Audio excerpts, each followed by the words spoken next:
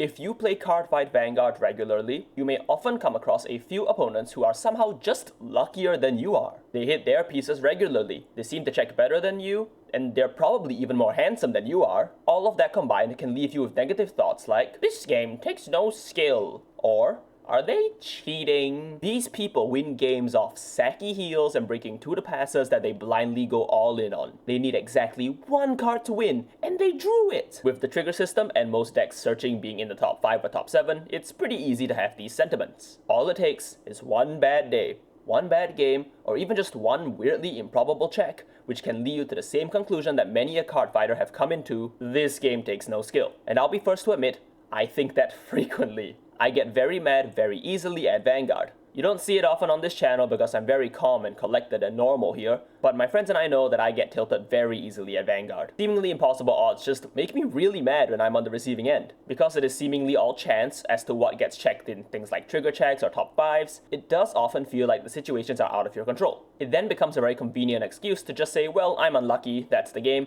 and Vanguard is a skillless game, let's play One Piece, or let's go scalp Pokemon cards. But what if I told you that skill matters, and while luck does matter, the people who are constantly winning at events are almost never at risk of bad luck, and always benefiting off good luck. Go look up some decently renowned players who have consistent tops and accolades to their name. These guys play pet decks, good decks, and complain about luck just as much as you and I, but the difference is they're topping and you, I mean, I don't know you exactly, but if you watch Scraggy CFVG, the chances that you've topped a competitive tournament are pretty low, unless you're my wife, or April, in which case, hi. But for the rest of us lesser beings, what are these guys doing that you aren't, that we can all work on together to achieve better results? What is the secret? The obvious answer is, these guys are cheating. Was that a satisfactory answer? Was it? Of course not. Not every top player is trying to pull one over you. I mean, some are, but not all of them. But with such consistent results, that's basically cheating, right? It always feels like they get what they want when they want it, their decks don't break like ours, and oh man, their triggers are just so absurd. So, how can we do what they do? How do we have luck so good that it feels like cheating? Hello everybody, my name is Scraggy. I have topped a singular event once in my life, so don't take this advice blindly, but this is a short primer on... When it comes down to it, Vanguard is probably the card game that most emphasizes the importance of variance management. That is to say, you are constantly asked to assess the probability that something will or will not happen on the fly and in advance. You can probably imagine this coming into play with stuff like triggers, but also in stuff like our top 7 or top 5 searches. These are technically random, but you can always improve your odds as to how likely you are to achieve a certain result. Variance is something that will inform your decisions and something you can manage to achieve wins in Vanguard. And even if sometimes getting a bit unlucky may cost you the game despite your hard work, making the moves that maximize the chances of winning will mean that you're just more likely to win overall. To clarify and put a stop to very annoying people in my comment section, I do not know what you find fun or whether or not this system is fun for you or whatnot. That's not what the video is about. I want to talk less about whether or not that's fun and enjoyable for you, which, that's your decision. And I want to talk more about how you can make the most informed moves possible at all times so you can minimize the risk that you ever need those improbable odds to win and won't lose to improbable odds.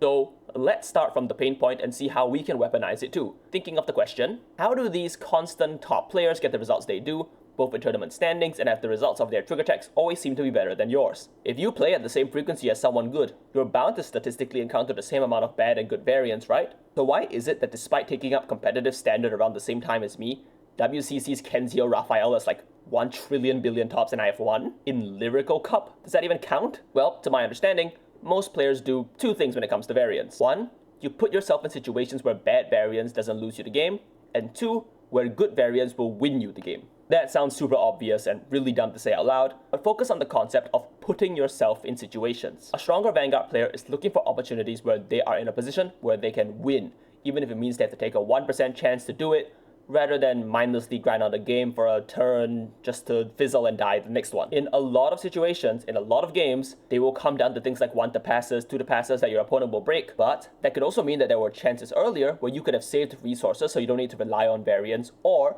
you could have as many chances as possible to roll the dice in order for chance to work out in your favor. There is a game in the anime that shows this. In Wheel Dress, Megumi has to fight Michiru, and Michiru is a good player on a tournament level, and Megumi is a good player but isn't exactly tournament level despite the work she has put in so far. Michiru goes for early damage denial to minimize the number of attacks Megumi can do on turn 3 with Magnolia. He does this by attacking the rear guard early, so he can still drive check. Then, when she rides into Magnolia Elder, Michiru, because of his early play, is kept at really low damage, to the point where he has more chances to check into defensive triggers and minimizes the bad variance of Megumi's own triggers. Now, is your life an anime? Probably not, but this is a good demonstration of putting yourself into a situation where you maximize your chances for good variance to come through. Are you going to make early attacks knowing that your opponent can attack your rear guard and deny you damage to make a play? What are you going to commit early to board? Decision points like this may not immediately translate to wins and losses, but if you don't make the correct decisions at these points at all times, you're more likely to end up in situations where you need to rely on variance to win a game. So you should strive to put yourself in positions where you don't need to rely on improbable variance to pull you out of a loss as often as possible. In the case of that fight, it'd be a lot worse if Michiru only had one attack of leeway to check a defensive trigger, but by putting himself in a position to check numerous defensive triggers before needing to guard, he saves cards and prevents himself from being wiped. An extreme example I have is my partner playing at top tables in a WGP singles event, 1 or 2 games off top cut. Against her was a really well-known player at the time on a low-tier rogue deck, Jackknife Dragon, while she was on Heartluru, one of the more dominant decks in the format. She's at 5, and he's sitting on the normal Gold Ritter setup, with Dispersal on board to create a critical restander. For the first attack of the turn, Dispersal swings at a rear guard, despite the fact that 6 damage is, lethal. She lets it through, Jackknife swings center, and declares the Dispersal restand with crit. In order to conserve the amount of cards she has, my partner has to declare no guard with insufficient cards. Jackknife checks crit, and she reveals her damage trigger as defensive overtrigger. But then she has to check another time for a blank, which is her loss. When she asked about it at the end of the game, the Jackknife player said that he realized the only possible lose con in that position was for her to check a defensive overtrigger. So to mitigate the possibility in a situation where he can easily deal the 6 damage, he chose to make a line that minimized the chance for a miracle comeback. I think a lot of players, myself included, would probably just swing with the Dispersal Dragon at the center, then my opponent would take it, and they would get the defensive overtrigger and be rewarded. But this player instead chose a line that minimizes safety for the opponent and keeps them as close as possible to checkmate. When you know the odds of something and have successfully gotten yourself into winning positions through some skill and, some crits checked, the thought process shouldn't be, God, I hope they don't get lucky and crush me. It should be, how do I stop the only line to lose? These things are well worth the effort, and they can range from things like the anecdote I just talked about, and also finding a way to take the safest point of damage for a defensive or a 6 heal, rather than trying to just flail around for one turn only to take the last point of damage anyways and either lose or heal out but have no cards in your hand anyways. On the flip side, you are also going to want to put yourself in positions to abuse good variance. An example of this is trying to keep yourself in heal range. This is a pretty actionable thing because we control the guarding for the most part. When I was a pretty new player, I would constantly guard early swings like 8,000 Vanguards who get fully guarded by my triggers. This isn't necessarily wrong, but it does mean I was always behind in damage. So when I played in events, my opponents would be healing out more and saving more cards in their hand to guard, whereas I can never leverage the benefit of heal triggers. I lost a pretty early WGP round by doing this because I early guarded an ODM turn 1, which isn't necessarily wrong, but I just dealt more damage than she did early on, and she was able to heal out, and I wasn't able to heal, and eventually I just lost to Divine Skill turn anyways. But I always put myself into positions where I could have never benefited from this good variance, so that's my fault. Another thing to think about is about taking extra damage before a turn you've decided is your kill turn. For example, taking all the way to 5 while your opponent is at 4, this meaning you deny them one heal trigger if it's checked on the 5th damage instead of the 6th, giving you a higher likelihood that you will clinch the game. We have a pretty practical example of what it means to put yourself in good positions in things like the BCF finals this year, where the Leonarn went all the way to the top. Did this player get a bit lucky on the checks? Of course, definitely. But you can also see how aggressively they're making their boards and taking damage to ensure any triggers they check offensively will have huge ramifications, and defensive keep them in the game. You can see it in the build too. Stuff like Luster Impact over Atlantis is a bigger number but also less resource efficient in terms of counterblasts, but it leads to bigger numbers. And to be clear, deck building is a part of managing your variance. Your goal is to win, not to not lose. So you build and play towards win conditions where you win. Again, this Leonarn player, despite getting really lucky, did play with the idea that, oh, I'm gonna always be in a position where if I get even slightly lucky, my opponent is going to crumble and fall. And sometimes he got majorly lucky. But hey, none of that luck matters if he didn't put himself into a position where he can leverage that fortune. One of the final things you need to do as a Vanguard player is to remove all shame of checking triggers from you. Do not be sheepish and say, sorry, when you check 2 crits. Your triggers will smell weakness and they will not come to unworthy players. In all seriousness, what I mean is not to worry about things like if you can break the 2 to pass or something in scenarios where you need it to win. Evaluate your chances to break a 2 to pass and how much wasting a trigger on a failed 2 to pass would cost you. Is it a substantial? Have you been tracking hand and know your opponent has the perfect guard to rear guard anyways? Ask yourself questions like that to figure out when you have the chance for variance to be in your favor rather than against you. Another important skill is going to be...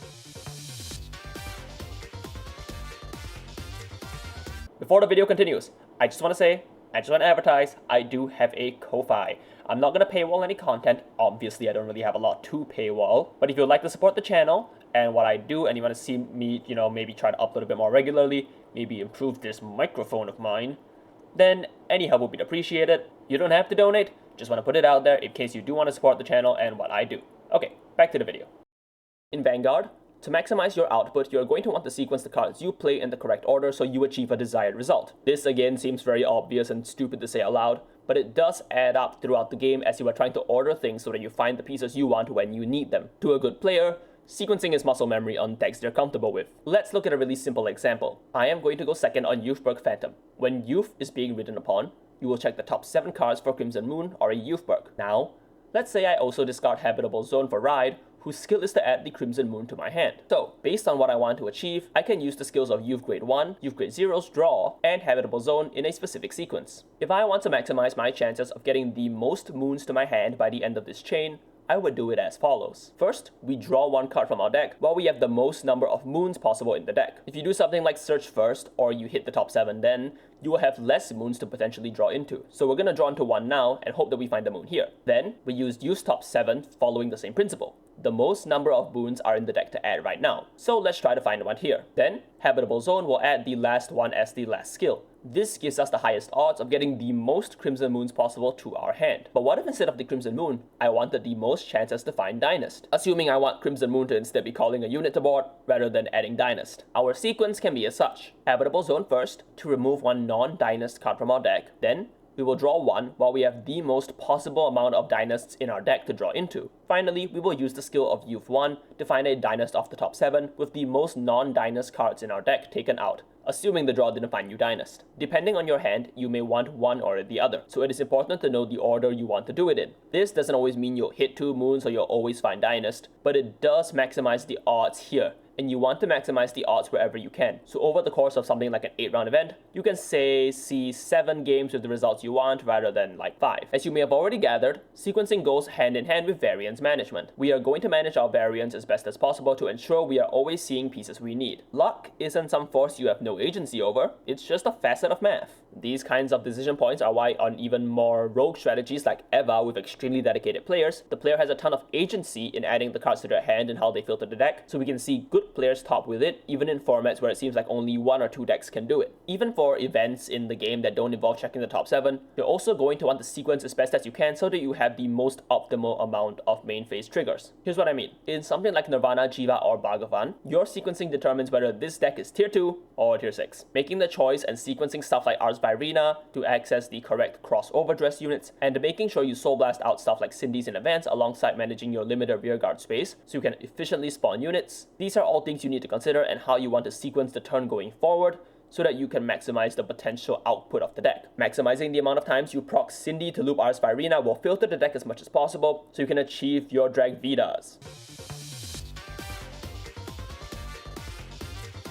Learn to mulligan well. This is going to be the starting point of all your decisions throughout the game. And depending on how good your mulligan is going to really determine throughout the game how much risk you can take and how much you can mitigate bad variance based on, if you open up no heal triggers versus 4 of them, right? Vanguard has a very forgiving mulligan system compared to other TCGs out there, so try to take advantage of it and optimize your hands. Now to be clear, an optimized hand probably isn't like 5 strong rear guards that only come online on turn 3. There's a lot more to it. Firstly, we should probably be trying to find or be playing cards that are meant to be dropped for ride with a benefit when you do that, mitigating the cost of the ride phase. Those should be the cards you look out for, or at least the cards you don't mind dropping. The obvious example are cards that net you advantage immediately upon discard. Your Belligericros, your Gojos, your Energy Cyclers, that sort of thing. These turn the right phase's usual -1 into an immediate net 0, which your right line then supplements into +1s. Then there are cards with delayed impact. Cards like the Nebula Knight's Order or discarding Galatine for Ride doesn't immediately give you a body on board or a card in your hand,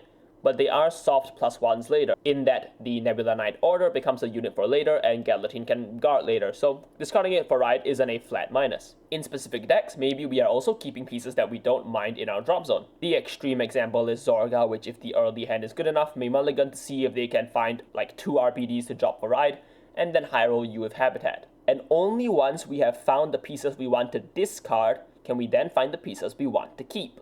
There's no point in keeping the hand of 3 Saragons, 2 PGs, and then drawing into a PG for turn, because if so, you're going to have to discard a Saragon, or you're going to have to discard a PG, so you'll lose out on some of the advantage you could have. By being pickier with the mulligan, we can min-max the number of valuable pieces we see versus the things that we are willing to discard. Speaking of things we are either willing to discard or want to keep, triggers. Triggers complicate this a lot, because oftentimes it may be better for you to discard a real piece in your hand that you may be able to recur later on, or that may be valuable later on, and you just lose out on it now, so you can maintain a trigger in your hand for guarding. This is how you manage bad variance. If your opponent decides to tri-lane you early or checks a crit and you decided to keep a piece over a trigger, then yeah, it's a bit your fault that you're in that position. There is no point keeping the Persona Ride in your hand if on turn 2 Aichi is going to hit you for 4 damage because you have no 15k shields in your hand. For me, my ideal mulligan tends to be a card I'm willing to discard for Ride, 2 pieces that will carry some weight on turn 2 or turn 1 going second, a trigger for shield and Persona Ride if I'm going first, or another good piece for turn 1 or turn 2 if I'm going second. With this, we will have ride phases where the optimal discard isn't something we're going to have to think too much on. We're going to have a trigger to stop early game bleeding, and we're going to have sufficient things to put on the board for counter pushes or pushes. This isn't like a real guideline or anything, but I just want to show you what I feel most comfortable with. I find that having hands like this makes it so that you are able to benefit from good variants, but also you can push back against bad ones. For you to calc the cards that you should look for, follow a set of questions like this. Am I going to need these cards on turn 2 and 3 going first, and on 1 and 2 going second? Can my deck compensate for the ride phase cost, thus mitigating the need to find some really good discard fodder? What do I do if my opponent rushes me with this hand? Is this a meta where I need to keep the perfect guard early, or would it be better to just put it back into my deck? When you mulligan, obviously you are thinking about maximizing your output for your turn 3s and onwards, where your deck's engine really starts, but your turns 1 and 2 are going to matter a lot. If you're playing Liao and you decide to keep a hand of like 4 Religiels because later on they can search for PGs or Persona Rides going second, you may find yourself on 2 little useful cards early, which will put you into tight spots where bad variants will screw you and good players will quickly put you into checkmate. Remember, we are looking for as many positions as possible where bad variance doesn't fuck us. There is a big difference between keeping a trigger in your hand and then your opponent opens an 8k opener and they check a crit versus you not keeping a trigger. Your mulligan here is going to help you in the most variable parts of the game, being the early game. Sometimes bad things happen in the early mulligan as well, like opening multiple heal triggers, but that will also inform your gameplay, where now the chance of heal checking is so unlikely that you may want to guard more aggressively or be even more aggressive on the push because your opponent's going to be in heal range anyways, may as well get them as far as possible. But in the event that you mulligan and your hand just doesn't look the way you want it to, we have to do our best to stem the bleeding to make sure we don't lose immediately to bad variants. If I open all 3 Persona Rides and 2 triggers, it might just be better to discard the Persona Ride so that I can keep cards I can guard with, since the game may not get to a point where I need all 3 P rides, and if I keep all 3, there's probably a really good chance I end up in a position where I'll be dead before I even get to use the second one. And to be clear, bad hands happen. But with good deck building and being willing to mulligan hard, you will be able to see good hands more often than not. And honestly, if you're working really hard at mulligans, but find that without triggers you're still opening really bad hands, you probably should start re-looking at your deck. From the mulligan phase already, you must be thinking about putting yourself into a position where you don't instantly lose to some bad luck. Okay, final thoughts. A lot of people say that Vanguard is an easy game or a more casual experience, and there is some truth to that. But if that is the case, if the game is really easy, then there is little excuse if you want to optimize for competitive play to not be pushing your play to the limit to make the best decisions possible in the event of high variance gameplay. There are many cases in competitive play where people end up into checkmate positions where no amount of variance from that point on will influence the outcome of the game. It's your goal as a fighter to come as close as possible to achieving this position as often as possible. There is a lot of skill in Vanguard. It may not be the same kind of skill as another game like maybe Magic or Yu-Gi-Oh have, but there is skill. Managing variance and putting yourself into good positions where you can leverage variance is a skill. It's kind of akin to VGC in Pokemon. And pushing yourself to get good at optimal play to manage variance is a joy that I get to indulge in very frequently in Vanguard. So I hope that you'll work on this skill too, and by doing so, you will enjoy the game a little bit more, and I hope that you do better than before. I hope to see you top, honestly. But not me. I'm not gonna top, because I'm just always unlucky, and I'm always getting sacked by my opponents. Okay, that's it from me. Bye-bye. Thank you to my Ko-Fi supporters, Big Ben, Lang Long, and Milk. Thanks for contributing to the Scraggy Fund.